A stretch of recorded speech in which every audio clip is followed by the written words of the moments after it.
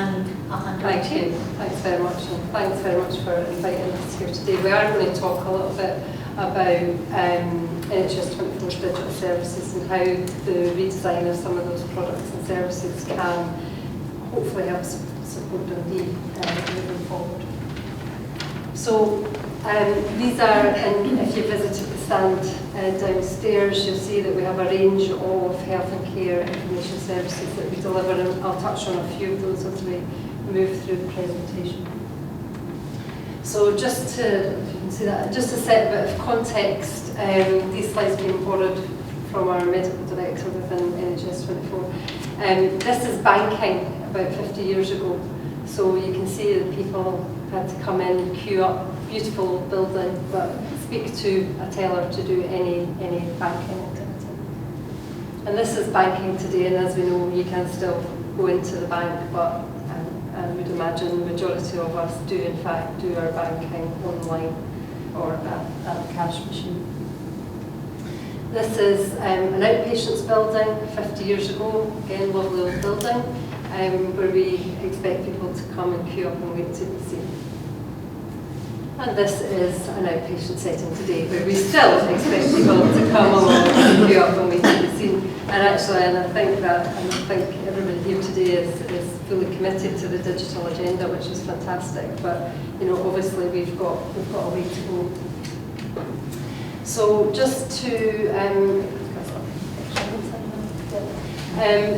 to describe our digital mix, if you like, we deliver services across a range of channels to provide people with choice in how they want to access services, because they tell us, and Arlene will explain a bit about that later, they tell us that they want to access services differently. So we have our frontline delivery team, where there are telephone advisors to help support providing information. We use social media.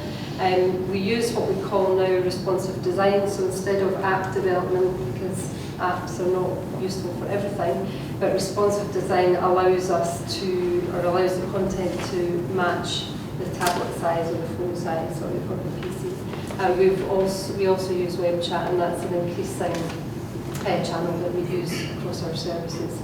And you'll see that we do take opportunities to present and promote our services across solar screens through digital assets. So our vision is that we are also a digital delivery leader who can support delivery of national products, but that those are flexible enough to meet local demand as well, which is why we're here today, because we're really keen to capture what is required from a community basis. And also what underpins our service model is this. Arlene will explain a bit more about this, but essentially for us it is absolutely critical that we have user engagement, and all of the presentations so far today have talked about that, because that is what helps inform the development and also the sustainability as we develop services going forward. So NHS 24, which is our corporate website, has been revised and will launch later on this year, and really it's been revised because a lot of the feedback we get from users is you provide all those services that I showed you at the start there, but actually we didn't really know that. So we're trying to say NHS 24 is an umbrella brand that supports or manages all these services, but in a way that looks at self-care, self-management first, through to, well, if you really do need to call us, you can. So tries to bring that together in a better way. We'll also launch with web chat as well. NHS Inform is one of our key services. It's the national platform for health and care information. Alexis mentioned earlier the My Wellbeing site that is used within Dundee. We would be really keen to work with you to look at how we can integrate some of that content or signpost to that content too. So we are undergoing quite a radical re-provision of NHS Inform, which will provide more information for people from a search point of view. So as Arlene mentioned earlier, people come to the site with a question. They're not there to browse and search for something nice like you would on an M&S website, for example. So we're also going to integrate our self-help guide, which we're redesigning to fully align with the clinical service that someone would get had they phoned the service for self-help topics. Health and wellbeing will be a central theme and condition-specific topics. So a lot of what we currently have will migrate across. We are also redeveloping, it's a major programme of redesign for us over this year and last, our support services directory, which in fact I'll come on to in a later slide. We're also going to, we've developed a brand called Info for Me, which is a personalisation tool which just, because of the vast amount of information that site holds, will allow people to select information that's relevant for them to create a PDF, then provides them either something to share, send or print out.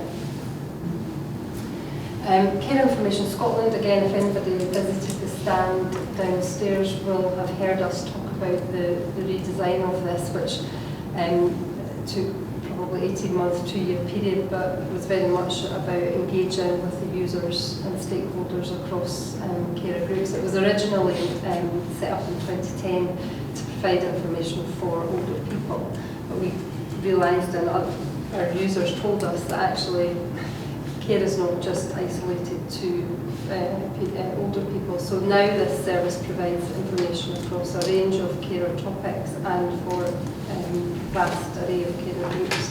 We've also implemented web chat as well, which you can see a real growth around that, the use of that channel. Smoke line service, another key service for us. We deliver the national smoke line service, and the 14 local doors provide their own smoking cessation service. And we're actually tomorrow have a workshop to look at how we redesign that service according to user need. The user journey currently is not great. The user experience is quite fragmented. Our support service directory is being redeveloped. It currently holds statutory information and quality assured information. We're aware of the work that Alice is doing, and that we see that as very complementary to the information that we hold. So there's a programme of work that's going on to align those so that we provide the very local information that people want, as well as the national information. I'm going to hand over to Arlene, who's going to give you a flavour of her team and the work of her team within user engagement. Can I ask what Alice is? Oh yes, Alice is a local information support service, and it's For Scotland. For Scotland, yes, that's the extra S. And it's delivered by the Alliance. We're not responsible for it, but we can certainly give you some information about it. And essentially, it looks to use local community people to upload information about a local working group or activities that are meaningful to them. I mean, I think the difference between the services is that us being an NHS service, everything is very governed. So if you want to put some service information into a directory, there will be a huge raft of criteria that you would have to meet in order to get a place in that directory. But we recognise, and we're truly bought into the principles around Alice as well, that we all sit in a GP surgery, everybody pins a notice up on the notice board.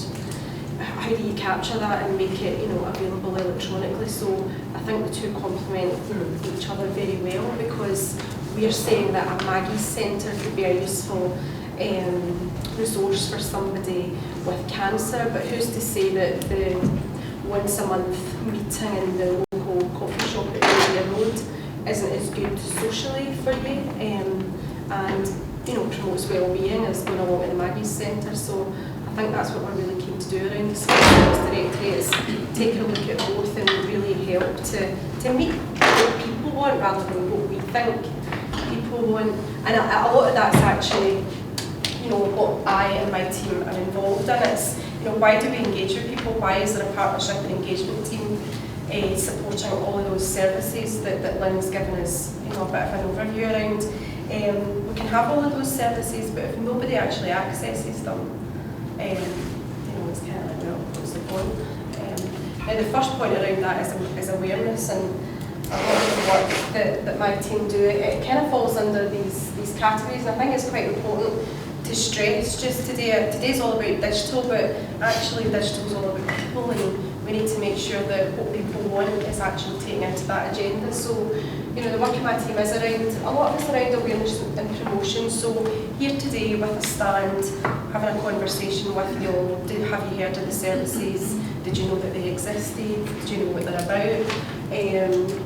And like any other, you know, public sector organisation, money to support promotion of services, you know, it's really difficult. We have to be clever in how we market and raise awareness of all of those services. So we try and tie it in wherever we can, but a lot of it is around getting out and speaking to folks like yourselves.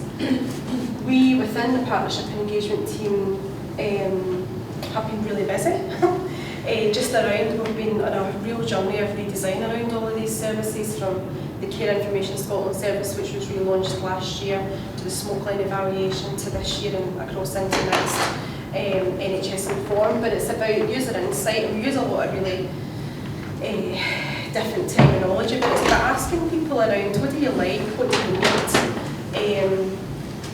Let's, for us, you identify what it is you need, and then we'll take that back in and see how best we can present that by way of service provision. So an example of the Care Information Scotland service was, yeah, absolutely, you know, it was targeted at an audience, but was it the right audience? And I think what's most useful for us is not only going out and asking what people think about a service, but actually asking people, well, did you know about the service? And if you don't use it, well, why do you not use it? Because it's obviously either, you know, they weren't aware of it or it wasn't meeting a need. So we do a lot of user insight, and we do a lot of that within the team, but again, we work with a number of agencies because there are already a lot of networks out there that are ready to be mobilised, and why would we not partner with other agencies around gathering some of that insight? Evaluation is another really key thing for us. And it just, I think the next slide was around this development cycle. So we develop and we deliver an awful lot of services, but actually there's great excitement around launch. When we launch a website, there's always, you know, a real flurry of activity across that development cycle, and then you get to launch and, you know, you maybe have a bit of a formal hurrah, and the work for us really doesn't finish at that stage, because again, you can launch the service, you can launch the website, but unless it's actually doing what you had set out by way of your objectives, then, you know, you really need to go back and revisit why it's not useful. So this cycle for us, there's a point come launch of service, product, resource, where we then enter into a 24-month or a two-yearly cycle again, and it's about making sure at various touch points that it's actually meeting the objectives that we set out. So again, a really busy cycle, even post-development and post-launch. So there's a lot of evaluation of all of the services and products that we manage. And for me, one of the real kind of successes comes from the approach that we take. So, you know, Lynne and I work at NHS 24, and NHS 24 is not recognised as the organisation that has expertise around, for example, falls information or cardiac disease or cancer necessarily, but what we do is, when we're developing any of our products and services, we link in with those experts who are, and that can be across different sectors. So our most recently launched resource is a heart resource for the general public, but we worked in conjunction with Chest, Heart and Stroke Scotland and a whole range of other information providers. So we do it in a partnership way, and it means that we can then identify synergies across different pieces of work that we've been doing. I mean, this won't be new to anybody, I wouldn't imagine, but it's just to show you the breadth of some of the engagement that we do, you know. So we do anything from like going out and doing facilitated group sessions and presentations like we are here today, to gathering feedback through various means. Again, we really find it useful to utilise networks and work with partner agencies in order to do that. And we put social media in there because, you know, this, I think, as many of you I'm sure will agree. It's something quite new. It's not new for us as a user. So I've had Facebook and more recently Twitter. I've had Facebook for a long time, but in our roles we haven't used it for a long time. And again, within the NHS there is an additional layer of anxiety, perhaps, around it, and organisational reputation. And sometimes that can be quite challenging when you want to use social media, because everybody uses social media and you want to use it for a different purpose. So again, across our team, we've been looking at different ways that we can use social media, not just to churn out health messages, but to take a look at how we can use it to truly engage people in conversation. And we have done that in a couple of different ways, rightly or wrongly. But I think it's something we're going to have to look at going forward if we really want people, some of the people that we find it more difficult to engage with, to actually come in and be involved in some of this evaluation and engagement work that we carry on.